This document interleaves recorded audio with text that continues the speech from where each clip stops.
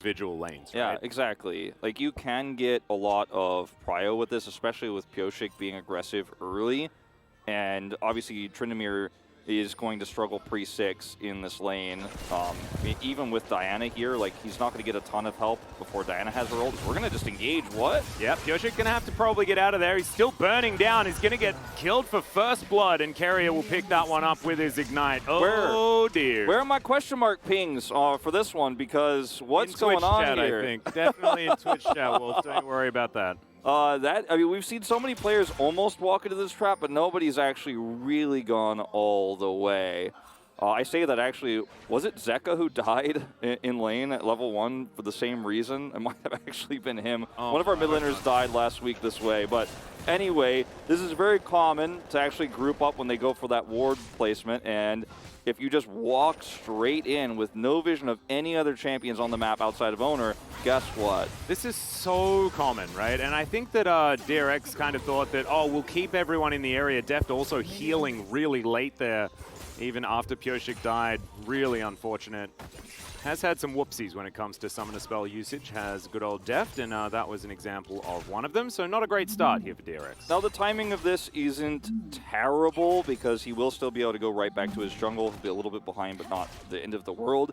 And the kill did go over to Keria on the Rakan with that Ignite burning it down. So there are some silver linings here for DRX. Like, this is not game ending as it often has been at these level 1 deaths. So I mean, he does manage to grab boots as a Predator Rakan, though, which is kind of scary. It is very annoying. It's not, like, not good or amazing, but it's not the end of the world. Yeah, true. Well, Mid Tryndamere was played a long time ago. Of course, was played at Worlds, but that is not the LCK, so it's been 3,000 days ago, and it was CJ Enters Frost's Macnoon. Shout out to Macnoon. Well, I got to hang out with him a few years ago. It was Reapered. He lost to Magnoon. Oh, sorry.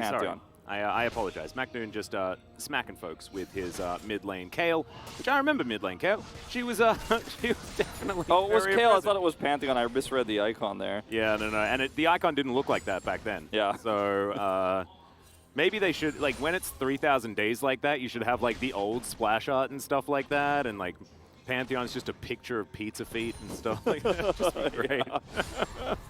So the game state here is not the worst for DRX, but there's a lot of power loss, and the worst champion to have behind, I think, in this early game is the Xin Zhao, because he's going to be the one who has to assist this mid lane and make sure that Zeka can actually put some pressure on Faker. And Faker is outlaning Zeka big time right now. Like, into a Corki, he's actually trading very well. Yep. Pyosik now gonna wrap around. Beryl actually took a lot of damage there as Carrier now Battle Dance on cooldown. He could be one of the options as he's going to run the heck away from this one. Bladewell comes in. There's the crash down. Gumayusi gonna flash to get himself out of the way. Thankfully, Carrier's there. Did have the Gleaming Quill heal in order to keep Gumayusi safe. So, successful gank on the bottom side. So, double flash, absolutely worth it. Yeah. If Pyosik had flash himself, he might have been able to be a little bit more proactive and try to grab a kill there, but he's still very happy with the scenario. Grabbing 2 flashes in a lane where heal was lost early and is coming now back online is pretty massive. Oh, no. Do you see the zoom in? Yeah, the Jonas from zoom in? It happened. The very subtle. Yeah, that's a -1 in the chat, guys. Thankfully, keeping up with that one. -1 for sure. Mm-hmm. Well, 2 flashes gained for Pyosik. Let's see what else he can get, because he is really the puppet master of this game, and if he falls behind or isn't able to help Zeka out here, and then Faker starts getting some all-ins onto Zeka once Owner hits 6, and Zeka ends up dying and falling behind, and then Faker's running around the map as Tryndamere early on, then this can be a disaster. He is going to have to kind of babysit Zeka here and potentially put some threat onto Faker as well once everybody starts hitting those level 6s. Yeah, it feels so good for Faker. Did you see that? Those minions just walking up with absolutely no health, so misses out on none of them in the wave. Oh, perfect. What a day to be Faker. He's probably feeling really, really good. That's going to be a massive confidence. Carrier's now, he's going in. Valkyrie actually going to get a bit of damage there onto Faker, but he presses Q, and all of Zeka's work is then undone. Yep, Carrier wandering around pretty quickly with that Predator available. Zeus with not a lot of mana. As you can see, Kingen actually having a pretty good time in this lane. A lot of minions here stacked up, so we'll be able to go back to a slight advantage as Deft. Just trying to test Gumayusi here.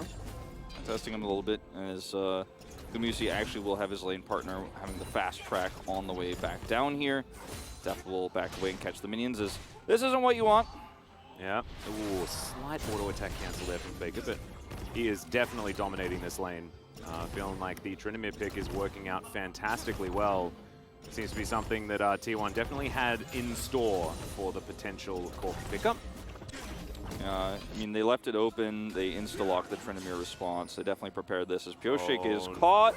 Oh, no. Again, okay, he's going to have to flash to get out of the way of the grand entrance, but there's the flash in from Beryl, gets the knock up onto Gumayusi, who dashes to get himself out of the way. The root comes through from the Graviton, but Beryl is going to fall down first. Faker gets the inside track yet again, and the low health bars from T1 can't be capitalized on here, as Deft has heal. He has flash, but he wants to stay in. He grabs one kill, flashes over the wall. Owner is after him, and can the crescendum work? It will not, as the kills are both locked down, and T1 walk away victorious. T1, this is all, you know, a calculated play, knowing Pyosik's pathing over there. They jump over the wall. They had that control ward in the bottom brush, and Faker is able to push again Zeka out of lane, so gets the fast track, as you mentioned.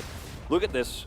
So much vision control here, and Pyosik is caught between a rock and a hard place here, though. Barrel's re-engage is really nice, but Gumusi outplays him. The exhaust, unfortunately, here, really just a desperation move as Faker is coming down, and Pyosik's like, uh-oh, Yeah. we are in trouble, and there's just nothing you could do realistically at this point. Now, they try to actually engage back in, too, and fail. They are, you know, able to trade one back onto Guma, but this is T1 really running away with this game now. Faker has an extra kill, an assist under his belt. And with level 6 available for Diana, she is really going to start to be a menace in this game too, because this really isn't even about her yet, but it's about to be. Yeah, it's going to be really, really rough. And as you can see, Zeus just trading a little bit here. And then Hookshot in his way out does have his teleport available. Leeching Lear done for Kingen, but there's a Sheen and the makings of what looks like a Phage, or a Pahage, as I like to call it. Towards that top side, Zeus feeling a little bit better. He just really likes Hookshot in his way out of situations. Now going to go for that recall. A little recall away there. Owner is hovering around as the Faker finds Zeka again. Oh no, Pyosik is in here though, as Faker does have the ulti, so he's at no risk of dying just yet. Still, good of Pyosik to be able to save his mid laner, who hasn't died just yet.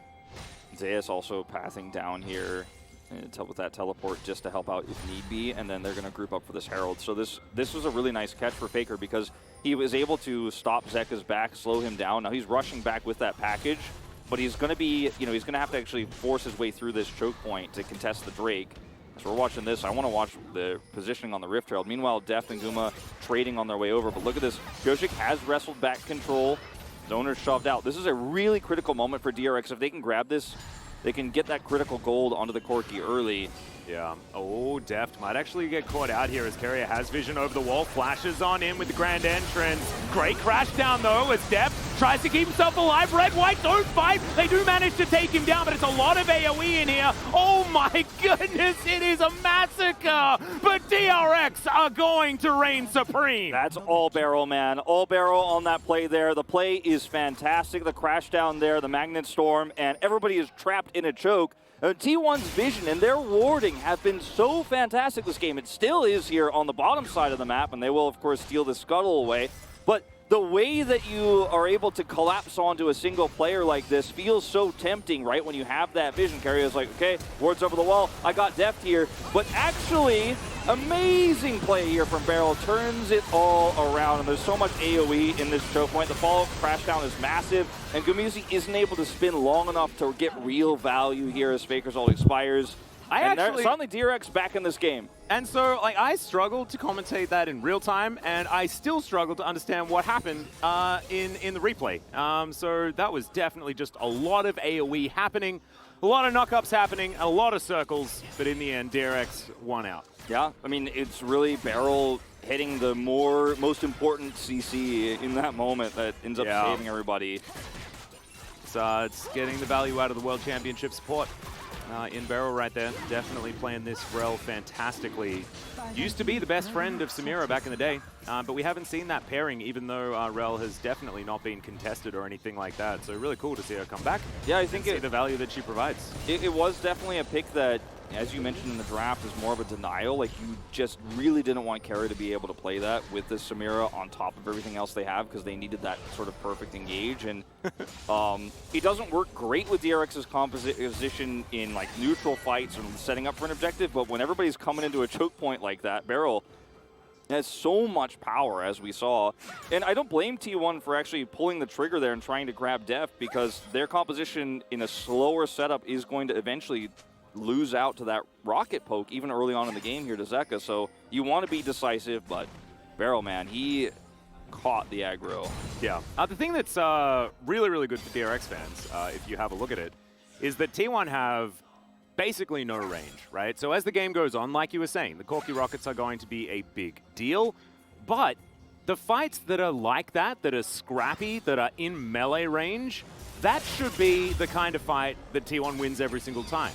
So the fact that DRX were even able to be successful there is really huge news for DRX fans as this game goes on. So looking forward to seeing how it is going to go. I think that T1 will get better at it as time passes. Yeah, and Samira will be way stronger in the next fight. She didn't get her S rank quickly enough to really feel all that AoE value in the last fight. It was shut down pretty early on. Yep. It's going to be a lot stronger now in this upcoming fight. It's definitely a good sign for DRX to show that they are able to fight and play around this mid-game a lot better, even after what was a bit of a disaster in the early game. Because this is what we're expecting from this team. We actually thought that DRX were going to be a contender. We didn't think that they were going to be one of the ones, you know, holding up the leaderboards from the very bottom.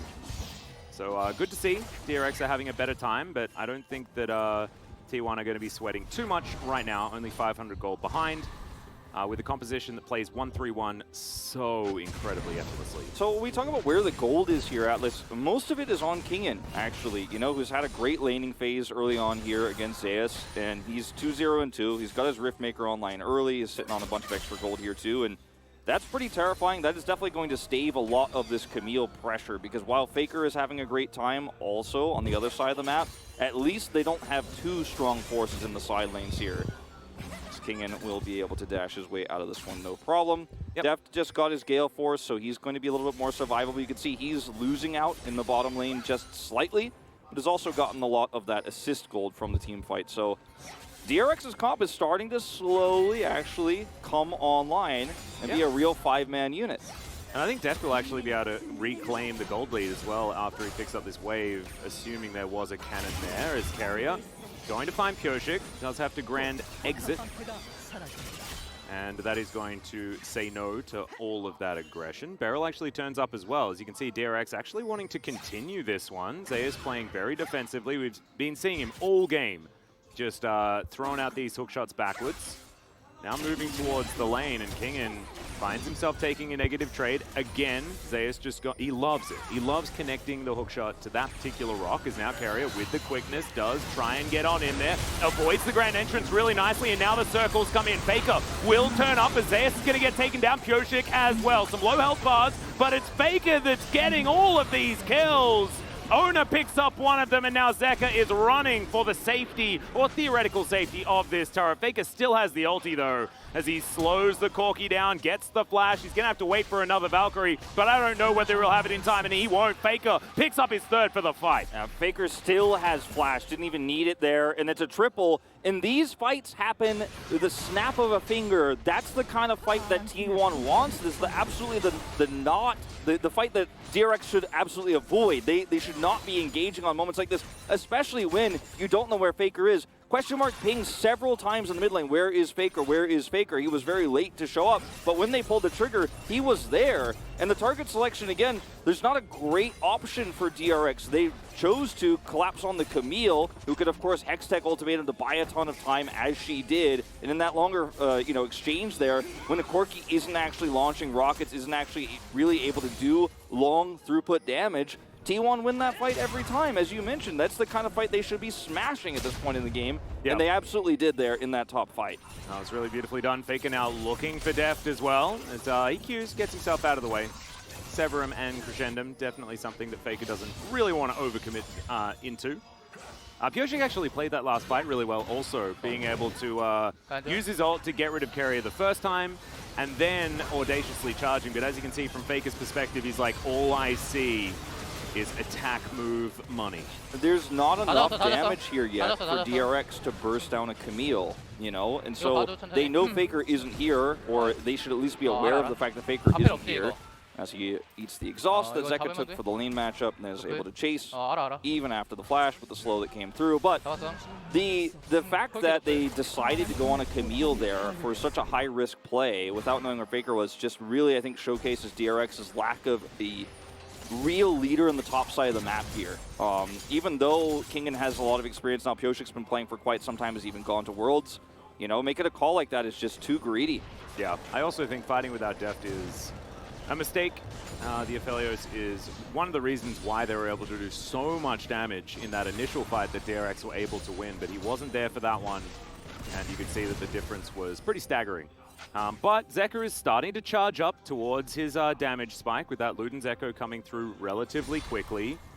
And so the Corki will need to be respected. And then T1 are going to have to play the difficult game, right? Where they have to try and side lane, but they have to avoid getting poked so that they just lose objectives, right? Because that could certainly be a way that DRX are able to figure this one out. I think macro-wise, T1 have a difficult game ahead of them. It's definitely not impossible, but it will become more and more difficult as Zeka gets more and more money. And as you can see here, T1 trying to defend, won't be able to stop Shirley from ripping this thing apart, but not a whole lot that T1 would have been able to do about it anyway. It's odd, you know, or awkward, I guess, for DRX too in these moments because you do desperately want both Zeka and Deft to get all that money, but, you know, you don't really get to give to both, you know, and it would end up being a very split share there in the mid lane. His plates have already fallen for that second Herald. Zeka has to be so safe now against Faker. Like, he has a stopwatch, which will help him in a team fight briefly, but I don't think T1 are going to be wasting their big guns on him in the fight. Like, that stopwatch is cute, but I don't know if it's really going to change the outcome of anything anytime soon. Because once Corki comes out of the stopwatch, it's not like he's just going to suddenly pop off. He's a poke champion who's going to set up the team fight.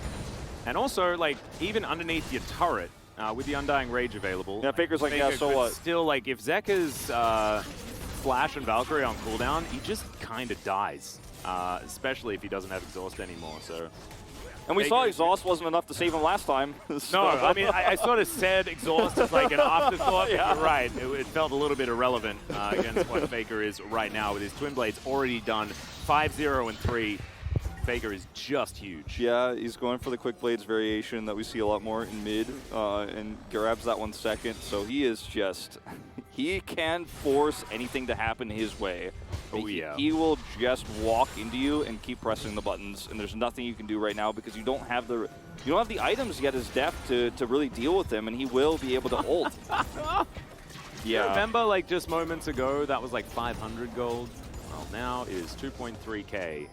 He's been given pretty much everything around the map, and it's not a surprise, it's not a shocker. And the lead that Kingen has will be less and less relevant as time goes on because T1 have the ability to pull him into two directions. Corki will not be able to match side laning ever. You can see he's already kind of struggling and trying against Faker, but as this game goes on, like, he won't be able to stop a Camille even necessarily from side laning, so it becomes such a big issue. Like, you mentioned the macro game being a little bit tougher to pilot here for T1. With the lead they have, I think it's so easy now to just put them in the side lane and go, okay, kill the turrets, and eventually, like, we'll get to the Nexus. and when Drake spawn in between, we'll group up. When they can dictate how the game goes like this, absolutely. Yeah. That is their bread and butter. But DRX opportunities to claw their way back as Faker very close to level 14, highest level in the game right now. Kingen looking to try and get to that level 13 mark as soon as possible, because he is the only hope when it comes to side laning here for DRX. Does have his stopwatch complete. In fact, a couple of stopwatches done for the next fight potentially for DRX. Yeah, I want to see DRX utilize this Corki pick right now. Like, they don't have the Ludens online yet, but this is going to be a fight you must take as DRX, and you're going to have to use that Corki poke to set it up. Yeah. With the wave control on the bottom side and top side here, though, like, DRX are like, well, I'm just not willing to give up this much of the map, so T1 will just get this uncontested, it looks like, and they're even going to take vision away with it too. They get to have their cake and eat it, and it's like a buy one, get one free on the cake. They have 2 cakes here. Yeah, no, and it's also like a much better cake, and yeah, no, it's just ridiculous, the kind of cake value that they get for this particular moment. And that is going to be Soul Point, and this means that DRX's job becomes even more tough, right? Because they wanted to be setting up around objectives, getting that poke off, making things happen, like trying to take advantage of their range advantage.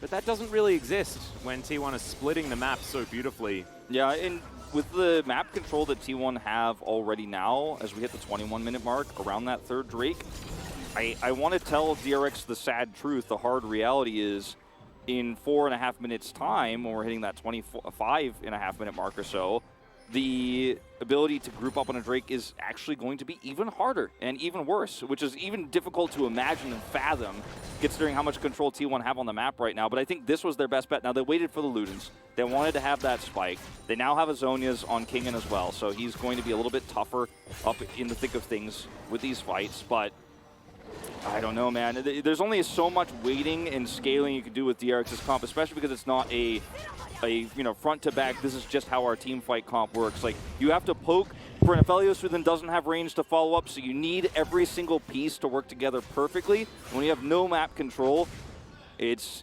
so difficult to actually pull it off. Yeah, Beryl now looking for a way to flank around, get some sort of engagement, some sort of entrance. But T1 are just not opening the gates whatsoever.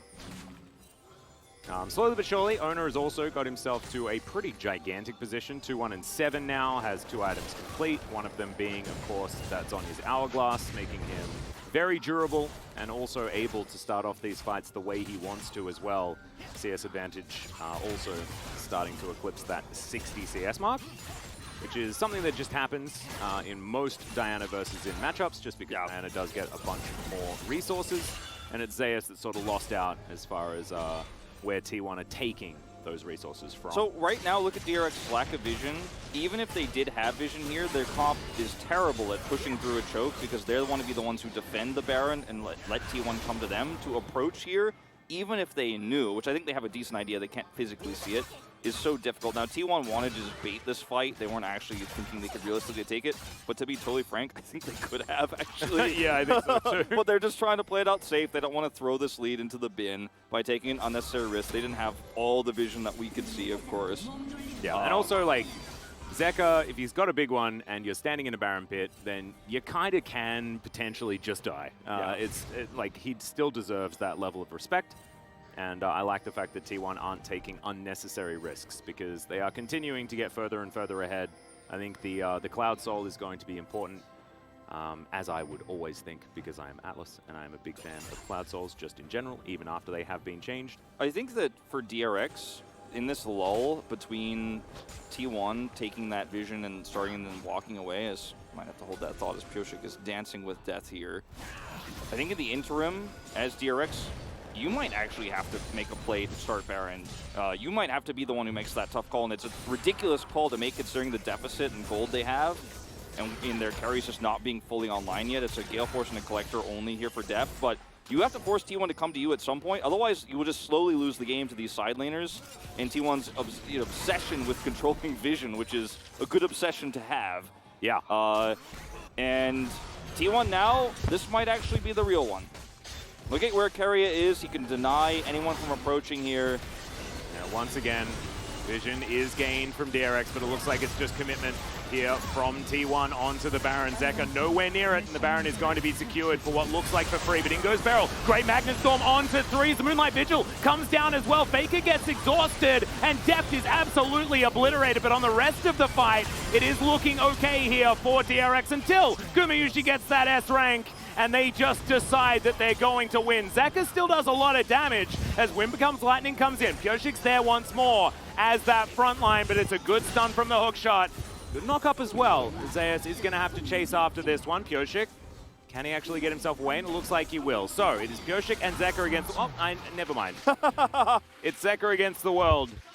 As you can see, even Zeus is not finished yet.